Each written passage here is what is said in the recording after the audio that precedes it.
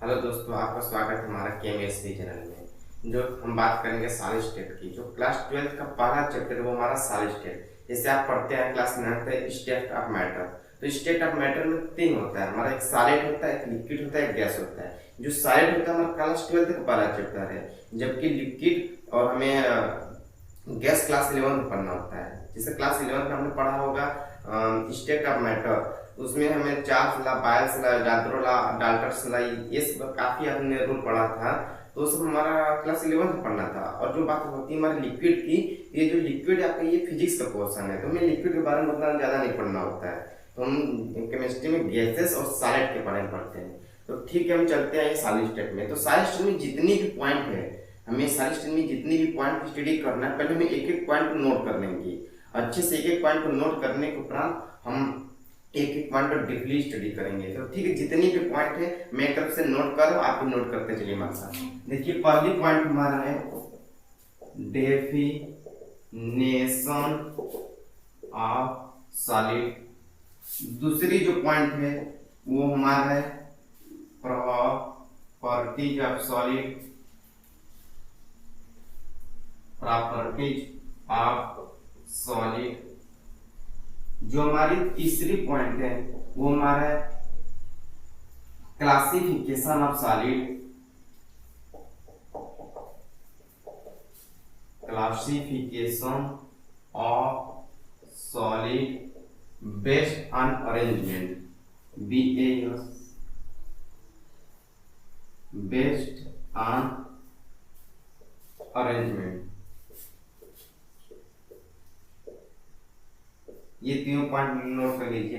पहली जो मेरी पॉइंट थी वो हमारी थी डिफिनेशन ऑफ सॉलिड। उसके बाद हम बात करेंगे उस प्रॉपर्टीज ऑफ सॉलिड। उसके बाद में जो तीसरी पॉइंट है उसको स्टडी करेंगे classification of solid based on arrangement. ये तीनों पॉइंट नोट करिए।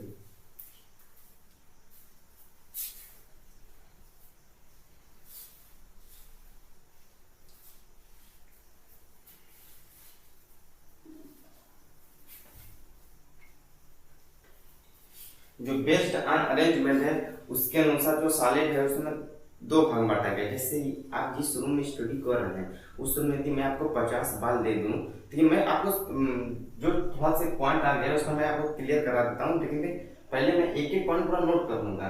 जैसे मैंने लिखा बेस्ड ऑन अरेंजमेंट। जैसे आप जिस रूम में स्टडी कर रहे हैं उसमें यदि मैं आपको 50 गेंद दे दूं, तो उस गेंद को आप रेगुलर अरेंजमेंट में एक गेंद के ऊपर, एक गेंद के ऊपर, एक गेंद इस गेंद के ऊपर, इस गेंद के ऊपर, इस गेंद के ऊपर फिट करते जाएंगे।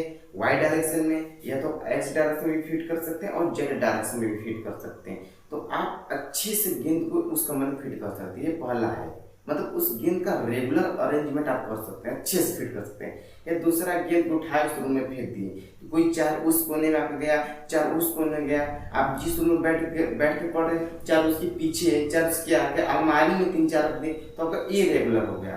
तो उसके बेस पर जो हमारा रेगुलर अरेंजमेंट होता है उसके बेस पर सारे दो टाइप का होता है। एक हमारा होता है क्रिस्टलाइन सॉलिड, एक होता है हमारा एमॉर्फस सॉलिड। तो आइए क्रिस्टलाइन सॉलिड और एमॉर्फस सॉलिड। जो हमारा चौथा पॉइंट होता है, आपने तो जान लिया कि अरेंजमेंट के आधार पर जो हमारा सॉलिड होता है उसे दो भाग में बांटा जाता है।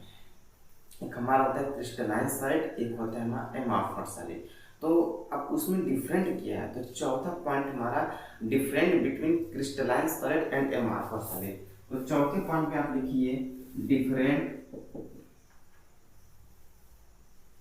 बिटवीन क्रिस्टलाइन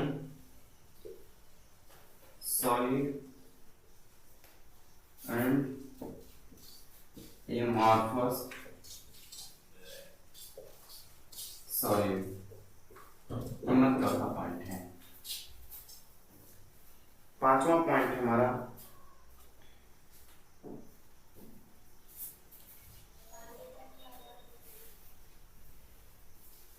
जितनी भी पॉइंट तक मुझे स्टडी करना मैं पूरी पहले एक एक तरफ से नोट करा दूंगा। उसके बाद मैं हर एक लेक्चर में पूरी हर एक पॉइंट को अच्छे से क्लियर करा दूंगा। उस पर काफी क्वेश्चन भी करा दूंगा ताकि आपके कॉन्सेप्ट बिल्डअप रहे। आपने जितने भी उल्टे सीधे कॉन्सेप्ट पढ़ चुके हैं ना सारे स्टेप में, सब का सब आपका पाप यहाँ पर धुल जाएगा। बस देखते रहिए। जो हमारा पांचवा पॉइंट है वो हमारा होता है wires, what is wires, type of wires and coordination number of wires। जो पांचवा पॉइंट है हमारा है वायर्स पढ़ना है, ये कितने प्रकार के होते हैं और उस वायर्स की कोऑर्डिनेशन नंबर क्या होगी। अगला पॉइंट है लिखिए lattice squares and unit cell. अगला पॉइंट जो हमारा छठवां पॉइंट हमारा है लैटिस स्पेस एंड क्या हुआ मेरे मार्कर तो खत्म हो गया। अगला पॉइंट हमारा मार्कर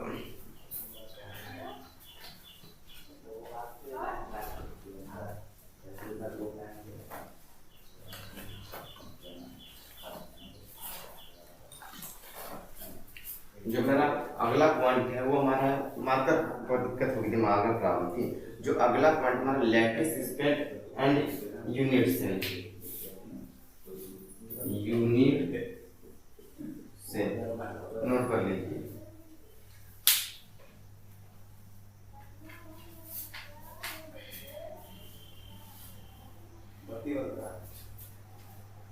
जो हमारा सातवां पॉइंट है वो हमारा है टाइप ऑफ यूनिट सेल। जो सातवां पॉइंट हमारा देखिए टाइप ऑफ यूनिट सेल। जैसे थोड़ा सा आपको यूनिट सेल में मैं बता देता हूँ कि सॉलिड स्टेट में जितने भी आप कोई भी क्रिस्टलाइन सॉलिड है उसका स्टडी करेंगे तो उस पूरे सॉलिड को आप तो ला नहीं सकते, तो आप उस यूनिट सेल को पकड़कर उस यूनिट सेल की स्टडी पर आप बता सकते हैं वो सॉलिड में यह प्रॉपर्टी पाया जाता है। जैसे समझिए कि आपको जैसे कि शादी ब्याह में कथा में पानी चाहता है गंगा जी का, तो जब गंगा जी का पानी चाहता है तो लोग गंगा जी पानी लाते हैं। ऐसा तो है नहीं कि पूरी गंगा जी को उठा कर लाते हैं, ऐसा तो है नहीं। तो जो आप गंगा जी का पानी लाते हैं वही आपको यूनिट सेल है। जो उस गंगा जी के पानी में जो प्योरिटी होगी वो वहाँ आपने जहाँ से लाए वो उस पानी और वो पानी दोनों मैच कर रहा होगा, वो जो पानी आपका है वही आपका यूनिट सेल है। इससे मैं कोई करता है मैं चांद पर गया और चांद से मैंने वहाँ की मिट्टी लाया, तो जो आपकी ये मिट्टी है वो आपका यूनिट सेल है। वो व्यक्ति तो पूरे चांद को तो उठा कर लाया नहीं, वो उन्होंने तो थोड़ा सा मिट्टी लाया ना, तो वो मिट्टी आपका यूनिट सेल है। तो मतलब जितनी भी सॉलिड है आपकी, जितनी भी सॉलिड है उसकी दिन स्टडी करेंगे, उस यूनिट सेल को पकड़ के लाएंगे और उस यूनिट सेल पर स्टडी करेंगे और उस यूनिट सेल की जो प्रॉपर्टी होगी वो उसी सॉलिड की प्रॉपर्टी होगी। क्लियर हुआ? सब अच्छे से क्लियर कराएंगे, आप बस लाइन से बना रहिए, एक एक पॉइंट नोट कर लीजिए, पूरे अच्छे से क्लियर करा देंगे। ये हो गया टाइप ऑफ यूनिट सेल। अगला पॉइंट लिखिए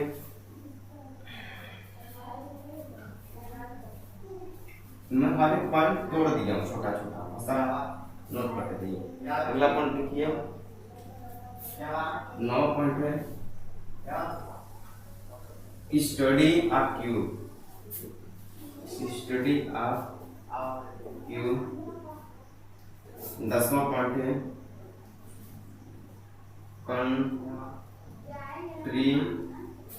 कंट्रीब्यूशन ऑफ एटम। अगला जो पॉइंट है वो लिखिए कंट्रीब्यूशन ऑफ एटम। 10 पॉइंट हो गया। 11वां पॉइंट लिखिए लैटिस पॉइंट। 11वां पॉइंट है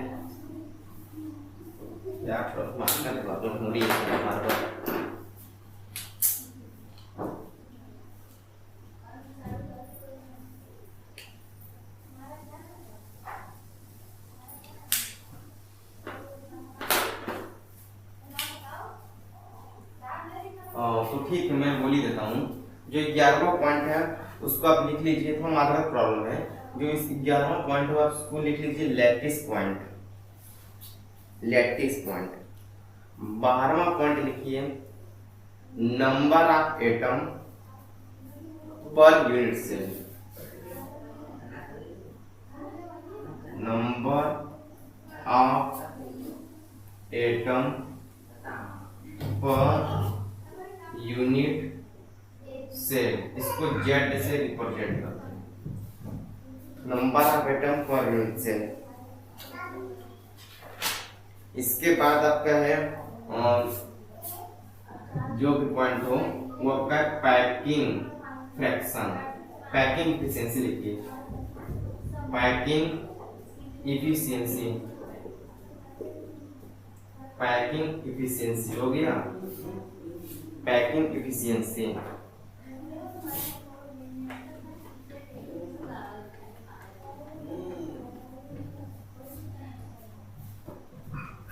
अगला जो पॉइंट है वो आपका कोऑर्डिनेशन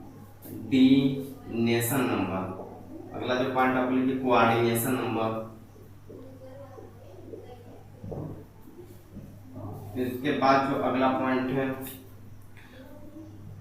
वो आपका है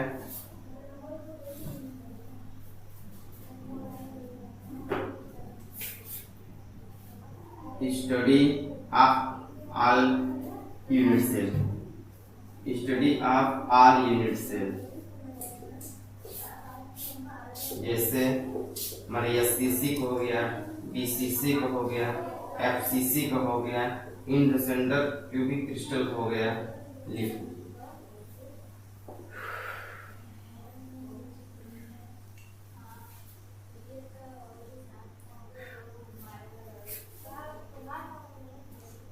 इसके बाद अगला पॉइंट है रेडियस रेशियो।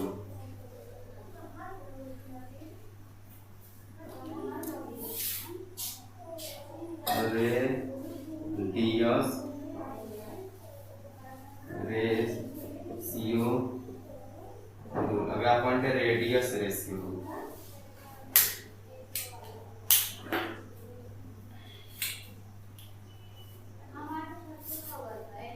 उसके बाद देखिए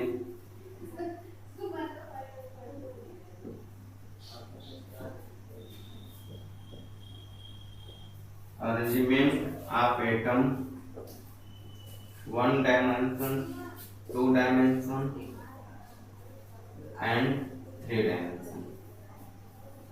जितनी भी हमारा सारे स्टेप की बात करना है, मुझे जितनी भी यूनिट से पढ़ना है या जो भी स्टडी करना है हमें, सब के सब हम 3 डायमेंशन में करते हैं।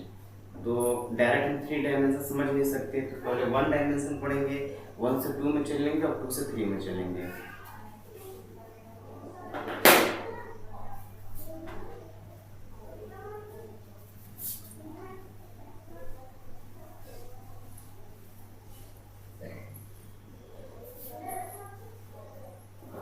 उसके बाद आता है हमारा मिलर इंडिसेस,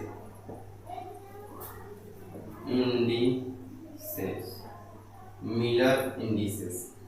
उसके बाद जो अगला पॉइंट है वो आपका है मैग्नेटिक प्रॉपर्टी ऑफ सॉलिड। नहीं, जो अगला पॉइंट आप देखिए डिफेक्ट ऑफ सॉलिड, सॉलिड की कमियां, डिफेक्ट ऑफ सॉलिड। उसका अगला पॉइंट देखिए magnetic property, magnetic property of solid.